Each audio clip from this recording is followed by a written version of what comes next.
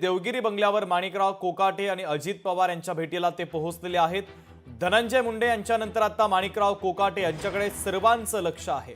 तर कोकाटे यांच्या प्रकरणाची उद्या कोर्टामध्ये सुनावणी आहे, त्यामुळे आता कोकाटे यांच्यावर देखील अपात्रतेची टांगती तलवार आहे। त्यामुळे आजच्या या अजित पवार यांच्यासोबतच्या बैठकीला एक वेगळं महत्त्व आहे।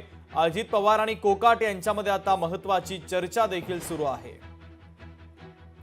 भूषण शिंदे आपले प्रतिनिधी आपल्याशी जोडले जातात, त्यांच्याकडून या भेटीच्या संदर्भातले अधिकचे अपडेट घेऊया। भूषण, माणिकराव कोकाटे अजित पवारांच्या भेटीला पोहोचलेत।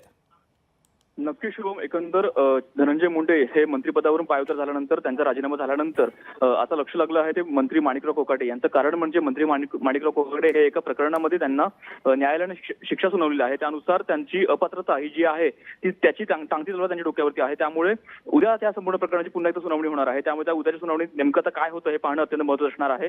मात्र उद्याच्या सुनावणीनंतर नेमकं कोकाटे काय भूमिका घेतात हे पाहणं अत्यंत महत्त्वाचं आहे। मात्र आज कोकाटे जे आहेत ते उपमुख्यमंत्री अजित पवार यांच्या भेटीला आलेले आहेत, त्यामुळे या भेटीत नेमकं काय निष्पन्न होते पाहणं महत्त्वाचं असणार आहे।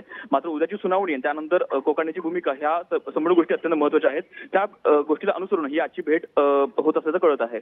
शुभम, अगदी भूषण, महत्त्वाचे अपडेट या बातमीच्या संदर्भातले पोहोचवलेले आहेत। तुर्तास धन्यवाद। लोकशाही मराठी ऐका, पहा, जागरूक रहा।